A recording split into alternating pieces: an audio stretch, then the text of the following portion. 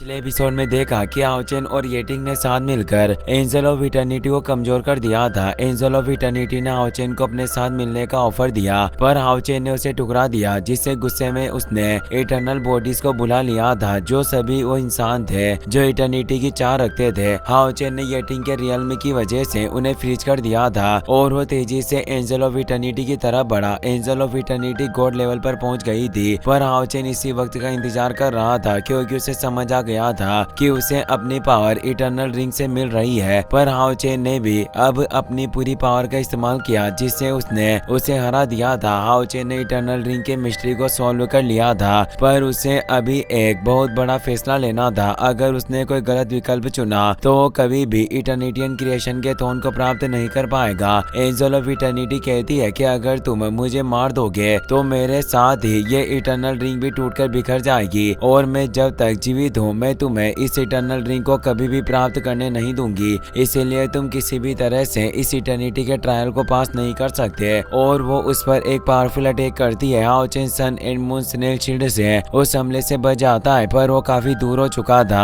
हाओचेन कहता है कि यही वजह है कि आज तक कोई भी इस ट्रायल को पास नहीं कर पाया, क्योंकि इस परीक्षण को पूरा करना असंभव है। एंजल ऑफ इटर्निटी धीरे से मुस्कुराई और बोली कि तुमने बिल्कुल सही अनुमान लगाया है। अब तुम्हारे पास सिर्फ एक ही रास्ता है कि तुम अच्छे बच्चे की तरह आज्ञाकारी होकर मेरी आज्ञा का पालन करो, और मैं तुम्हें अनंत काल की शक्ति प्रदान करूंगी, जिससे तुम कभी नहीं मरोगे, बिल्कुल मेरी इन इटर्नल बॉडीज की तरह जो हजारों सालों से जिंदा है। और अब तुम भी इनके जैसा ही बन जाओगे, और तुम्हारे पास भी इनकी ही तरह एक सुंदर और शक्तिशाली अस्तित्व होगा। हाओचेन महसूस करता है कि वो सभी इटर्नल बॉडीज काफी दर्द में है। वो सालों से जिंदा तो थे, पर वो आजाद नहीं थे, और वो इस पीड़ा को महसूस कर पा रहा होता है। इसीलिए वो एंजल ऑफ इटर्निटी से कहता है कि मुझे तुम्हारी अनंत काल शक्ति की कोई आवश्यकता नहीं है। एंजल बोलती है कि चाहे तुम इनकार करो, पर मुझे पूरा यकीन है कि तुम्हें अपना ये ट्रांसफॉर्मेशन काफी पसंद आएगा। और वो इटर्नल रिंग से इटर्निटी की पावर लेकर उसे हाओचेन के ऊपर छोड़ने लगती है। यानी अब उसने हाओचेन को भी इटर्नल बॉडीज में रिफाइन करने की प्रोसेस को शुरू कर दिया था।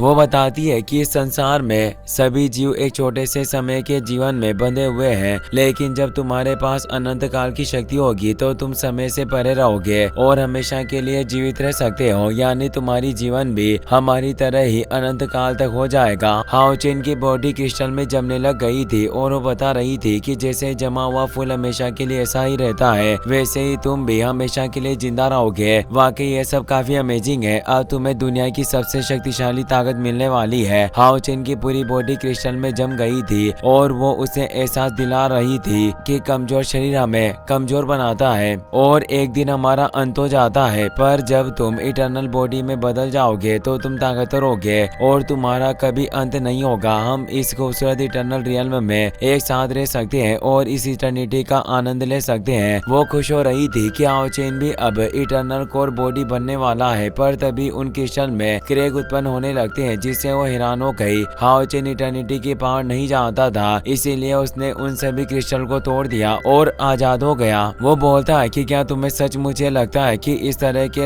अनंत काल का जीवन हमें सुख देता है? अगर तुम्हारा अनंत काल वाकई इतना अच्छा और अद्भुत है, तो फिर इन सभी एनर्जी बॉडी की आत्माएं इतनी ज्यादा दर्द में क्यों है? और वो अपने ऑरा से सभी एनर्जी बॉडी को बर्फ में जमा देता है, जिससे उनकी सोल अब दिखाई देने लग गई थी। हजारों सालों से वो सभी लोग जिंदा तो थे, पर बिल्कुल एक कैदी की तरह ही जिंदगी गुजार रहे थे। वो कहते हैं कि हम 10,000 या उससे भी ज्यादा समय से जिंदा है, पर हम हर एक पल दर्द महसूस करते हैं। ये इटर्नल पावर कोई वरदान नहीं है, बल्कि ये एक तरह का श्राप है, जिससे हम इस जाल में फंस गए। इससे अच्छा हम मर जाना चाहते हैं, इसीलिए प्लीज हमें मारकर आजाद कर दो। ये सब देखकर एंजल ऑफ इटर्निटी परेशान होती है। हाओचेन उसे कहता है कि तुम खुद को एंजल कहती हो, पर जीवन के सही अर्थ को बिल्कुल भी नहीं समझती। भले ही हम इंसानों का जीवन टूटते हुए तारे के समान ही कम हो, पर हमारा जीवन कभी भी अकेलेपन में नहीं गुजरता। हम प्यार से मिलजुल कर रहते हैं और एक दूसरे का ख्याल रखते हैं। भले हमारे शरीर का एक दिन रात में मिल जाना तय हो, पर फिर भी हमारा जीवन काफी शानदार होता है। और वो एंजल ऑफ इटर्निटी की तरफ पावरफुल अटैक करने बढ़ा, पर वो बोलती है कि चाहे कुछ भी हो जाए, पर तुम कभी भी मेरी इटर्नल स्पिरिट को नष्ट नहीं कर सकते। और वो उस पर एक पावरफुल एनर्जी छोड़ती है, जिसका हाओचेन विरोध कर पा रहा था, पर वो इटर्नल रिंग से अपनी पावर को और ज्यादा बढ़ा लेती है और हाओ चेन को पीछे धकेलने लगी, पर हाओ चेन टेलीपोर्ट होकर उसके पीछे आ गया था। वो एक पावरफुल स्लेश से उसे दूर कर देता है। अब सारी इटर्नल बॉडी भी हाओ चेन के साथ हो जाती है। वो कहते हैं कि हम भी आपके साथ लड़ेंगे, हम इस गुलामी से छुटकारा पाना चाहते हैं, हम इसे मार डालेंगे और अपने इस शराब को खत्म करेंगे। एंजल ऑफ इटर्निटी को समझ नहीं आ रहा था कि आखिर ये सब हो क्या रहा है। उसके सभी एनर्जी बॉडी हाओ चेन के साथ कैसे हो गए। वो हाओ चेन पर हमला करने बढ़ी, पर हाओ चेन अब अपनी पूरी इटर्नल आर्मी को उस पर हमला करने भेज देता है,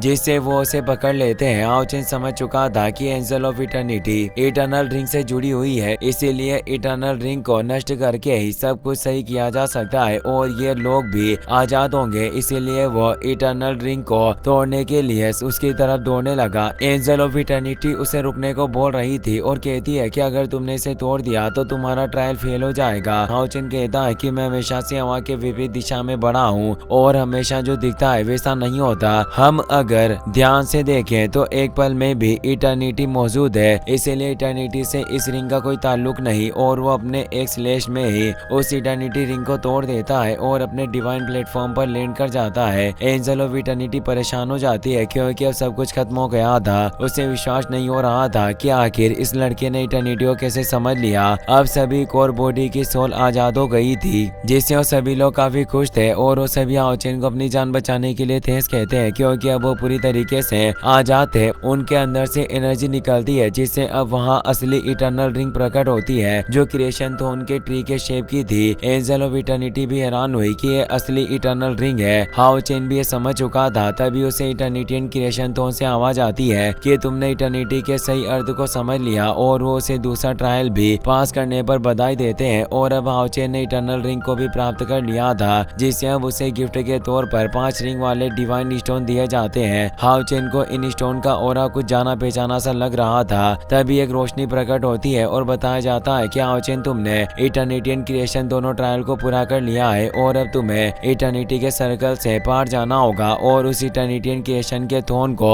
एक्टिवेट करना होगा। हाओ चेन खुश था कि अब वो फाइनली इटर्निटियन क्रिएशन के डिवाइन थ्रोन को प्राप्त करने वाला है और वो इटर्निटी के सर्कल के अंदर चला जाता है। काफी देर तक ट्रेवल करने के बाद अब वो एक जंगल में आकर लैंड करता है। हाओ चेन को समझ नहीं आता कि आखिर मैं कहाँ गया, यहाँ तो इटर्निटियन क्रिएशन का डिवाइन थ्रोन कहीं मौजूद नहीं। तभी उसे पास ही में डीमन के आने की आवाज सुनाई देती है। डीमन से तेजी से आगे बढ़ रहे थे, इसीलिए हाओ चेन छिपकर उनकी बातें सुनने लगा। साथ ही वो हैरान था कि ट्रायल से होली डीमन कॉन्टिनेंट में वापस कैसे लौटा जाए। डीमन कह रहे थे कि हमें इंसानों की होली सिटी पर हमला करना है जो यहाँ से कुछ ही दूरी पर है। जितनी जल्दी हो सके हमें होली सिटी पर कब्जा करना होगा और वो तेजी से होली सिटी की तरफ बढ़ने लगते हैं। हाओ चेन हैरान था कि आखिर होली सिटी की तरफ कैसे बढ़ रहे हैं। क्या हमारे सभी 6 मेजर पास तबाह हो गए, क्योंकि होली सिटी इंसानों की आखिरी डिफेंस लाइन थी और अगर डीमन को वहां पहुंचना होता था तो उसके लिए पहले 6 मेजर पास को तोड़ना पड़ता था। हाओ चेन डर गया कि कहीं 6 मेजर पास खत्म तो नहीं हो गए। वो तेजी से उड़कर होली सिटी पहुंचता है। पूरी होली सिटी बर्बाद हो गई थी। उसे विश्वास नहीं हो रहा था कि हमारी सिटी को इस हद तक आखिर नष्ट कैसे किया जा सकता है। वहाँ काफी तेजी से डीमंस अटैक कर रहे होते हैं और हर एक चीज को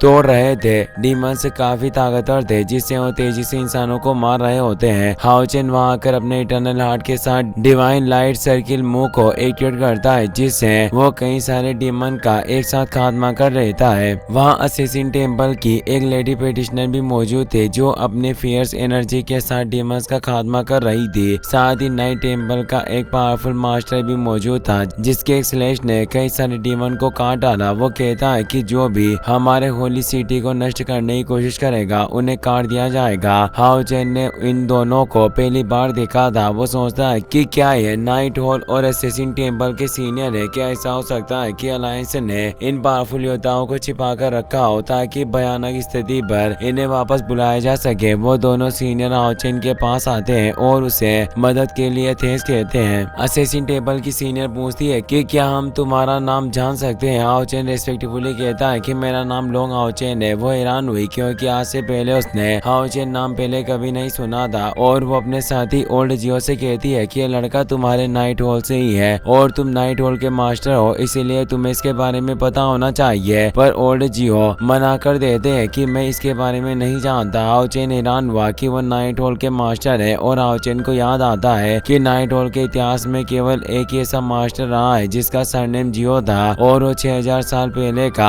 पहला नाइट टेम्पल मास्टर था जिसने नाइट हॉल की स्थापना की और 5 और डिवाइन सील थ्रोन का निर्माण किया था जिसका पूरा नाम जियो हुआ था और वो लेडी पेटिशनर असेसिन हॉल की पहली मास्टर शो योंग जियाओ थी। हाओचेन इससे समझ गया कि वो 6000 साल पहले के वक्त में पहुंच गया है। तभी आसमान में तेज लाल रोशनी छा गई, आसमान जैसे फट पड़ा हो। वहां पर चारों तरफ फियर्स स्लेश से हमले होने लगे। सभी पर इतना तेज दबाव पड़ रहा था कि वो उसे सहन भी नहीं कर पा रहे थे। दरअसल वहां पर डीमंस का पहला डीमन गॉड एम्परर आ गया था जिसका नाम बार था।